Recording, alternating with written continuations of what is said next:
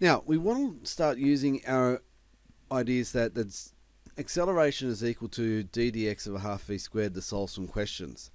So if we look at our first one here, we're given that the acceleration is d squared x dt squared. So we know that's the expression for the acceleration, derivative of the position with respect to t. We've done that twice. But we've got it equal to minus 4x, which is a problem because that's t dt squared, but we've got a function in terms of x.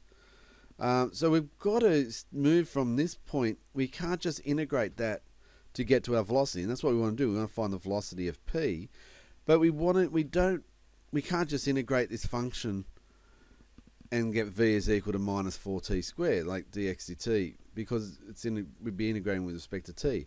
We have to make a change. We know that d squared x dt squared is equal to d dx of a half v squared. So now we've got a derivative of a function in respect to x, and our function is in terms of x. We can integrate both sides. So if we integrate that side, we just get a half v squared because it's the derivative of that. So we get a half v squared. The integral of minus 4x squared, 4 minus 4x would be minus 4x squared over 2, plus our constant. We have information to get us our constant because we're at rest when particle starts on rest, so velocity 0, particles at 5. So we've got expressions for v and x, which we have here. So we do a substitution. We get our constant being 50. Now, the half v squared equals 50 minus 2x squared. That's our expression for half the velocity squared. So our velocity squared would be 100 minus 4x squared, or the velocity could be written as plus or minus the square root of 100 minus 4x squared. Now, let's have a think. The particle starts at x is equal to 5. Now, if it's moved to x is equal to 3, then the acceleration is always negative, and the particle starts at rest there when x is equal to 5. So velocity is 0 when x is equal to 5, but then it moves towards x is equal to 3. It must be moving in a negative direction. So our velocity must be negative, which means that when we go to find when it first reaches 3, then we must be dealing with the function minus the square root of 100 minus 4x squared. And that's important. We have to find out, well, is it positive or negative we're taking? In this case, it's the negative because we start at 5 from rest. The acceleration is always negative. So it starts at rest and the acceleration is negative. It must push it in the negative direction. So that's why we're taking velocity being negative. So we put our value of 3 in. We get square root of 64, which means the velocity would be minus 8 units in the negative direction, or 8 units in the negative direction per second or per unit. This time we've got an equation. We've got the acceleration given to us as 8x cubed, and we want to find an expression for v in terms of x, and then show that t is equal to that expression. So a couple of jobs to do here.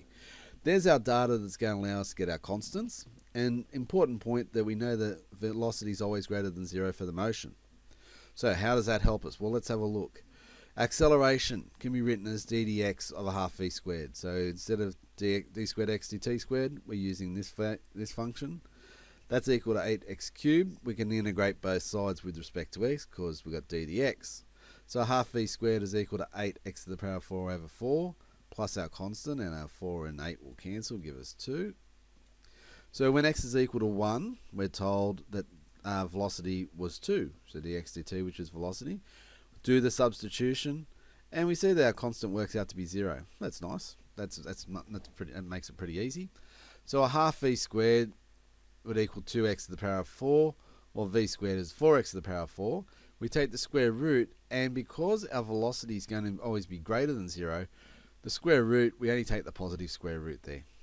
So there's our velocity in terms of x. So there's our first part. Find v in terms of x.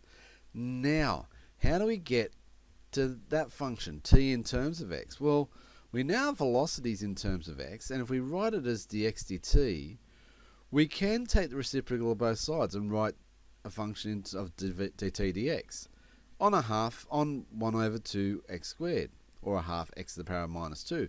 Now if we integrate that with respect to x, because it's dt dx, that would just give us t. This gives us a half to the power of minus 1. We add 1 to the power and divide by the power, plus our second constant. So t is equal to minus 1 on 2x plus our constant, and we know that when t is equal to 0, x is equal to 1, so we are able to sub those values in. So 0, and we put the 1 in, and so our constant would be a half. So t then could be written as minus a half, minus 1 on 2x plus 1 on 2, so a half. Factor our half out, gives us the 1 there, and a minus x, which is the expression we wanted to find. So there's a little trick. If we've got velocity in terms of x, and we want to go back and find the time, find a relationship between time and the position, we can just take the reciprocal of both functions and then integrate with respect to x, and we get t in terms of x. And then we can, if we want x in terms of t, then, well, you can start rearranging. This time the acceleration's 2x plus 5. So we want to find the equation for velocity in terms of displacement. So again, go with d dx of a half v squared, 2x plus 5, a half v squared is equal to x squared plus 5x plus c. We're told velocity is 3 when particles at the origin. So v is positive 3, x is 0. Sub it in, we get c is 9 over 2. So we get x squared plus 5x plus 9 over 2. Multiply through by 2 gives us 2x squared plus 10x plus 9. And then we take the square root. Now notice I haven't taken the positive and negative square root. The reason being, when x is equal to 0, so put x is equal to 0 there, we get the velocity equals positive 3. So it can't have plus or minus out the front, because we take the square root of 9 there, that would give us 3. Taking a positive or negative 3 won't work. We just have to take the positive because the velocity is positive when x is equal to 0 at the origin. So that's why we get the only positive square root there. Velocity of the particle this time is given to us by e to the power of minus 2x. So dx dt is e to the minus 2x, and we want to find the exact time when its displacement will be 1.5 meters. So, and we know the particle's initially at the origin. So we want to get displacement and time. Well, we need x and t, but we've got velocity and something in terms of x, or dx dt with something in terms of x. So we can write dt dx as e to the power of 2x. So see how it went from minus 2x, which is 1 on e to the 2x, take the reciprocal, gives you a positive power.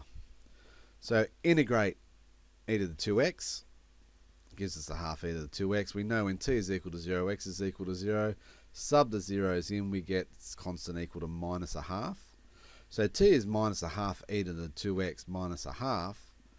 And what's the exact time when displacement will be 1.5? So sub x is equal to 1.5 in there. And writing it exactly just gives us a half e to the power of 3 minus a half seconds. Its displacement after 5 seconds, well, we can manipulate that when we can do substitution of t is equal to 5 and then solve for x, or if you want to get x in terms of t to start off with, then sub your 5 in. Doesn't really matter. So we get 5, we add a half to each side. We've got a half e to the 2x, so we divide by a half, gives us 11 equal to e to the 2x. By our definition of a logarithm, we get 2x equal to a natural log of 11, or x is half natural log of 11. So just manipulate your exponentials. Again, this one, we got velocity in terms of x. We're told it's initially at rest, 5 centimeters to the right of the origin. Okay, what does that mean? So dx dt is equal to 4x. Let's find the equation for displacement in terms of x. We did it, get our reciprocal. dt dx is 1 on 4x. Integrate now, because we can write it as a quarter x to the power of minus 1. Gives us a quarter natural log of x plus the constant, and we're told it's initially to the 5 centimeters to the right, so a quarter natural log of 5 plus c. Well, that gives us our constant minus a quarter natural log of 5. Our function for t looks like that: quarter natural log of x minus a quarter natural log of 5. Multiply through by 4 because we want x by itself. By our logarithm laws, we get natural log of x on 5. Take the by definition of a logarithm, we can get x on 5 then be equal to e to the power of 4t, because it's the base there is e, power of 4t, and multiply through by 5, we get x is equal to 5e to the 4t. So then we can find the particle's exact displacement after 3 seconds, so we can sub that in. And we get 5e to the power of 12. So that's just a substitution of t equals 3. Calculate the exact velocity after 3 seconds. So the exact velocity after 3 seconds, well, we've got our displacement of 5e to the power of 12. When t is equal to 3, we know x is equal to that. So, and velocity's 4 times x, so it'll be 20e to the power of 12. So that's where we get that. Show the particle's never at the origin. Well, it started, we know that 5e to the x is equal to 5e to the 4t. E to the 4t is always going to be greater than 0. There's no function there. For x to be at the origin, something there has to be equal to 0. So the 5e to the 4t cannot ever be equal to 0 because e to the 4t can't be ever equal to 0. So particle's never at the origin. And show the acceleration is 16x. So how do we do that? Well, we know dx dt is 4x. We can't just derive it because dx dt, well, technically the function is in terms of t. But if we get the velocity, say the velocity is 4x, and so the velocity squared is 16x squared, and half the velocity squared is 8x squared, we know if we take the derivative of a half v squared, we can take the derivative of 8x squared. So d dx of a half v squared we know is the acceleration. And there's our 16x. So there's how he's able to do that. The only other way you could do that is start with your dx dt. So start with x, derive x with respect to t, derive x with respect to t again, and then show that you would have 16 lots of this function. So that would do it as well. And question 6, the acceleration of the particle, 3 cos pi x on 2. So again, we want to find the velocity. So we start with our acceleration, integrate, we take d dx of a half v squared and integrate both sides with respect to x. We get a half v squared equal to 16 pi sine pi on 2x plus our constant when x is equal to 0 initially at the origin with velocity 2. So v is equal to 2. We sub those in. And doing our calculations, we get c is equal to 2. So a half v squared equals 6 on pi sine of pi on 2x plus 2.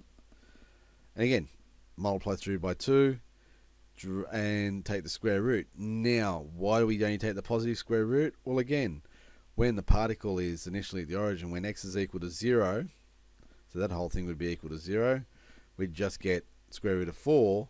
But our velocity is positive 2, so that's why we take the positive there.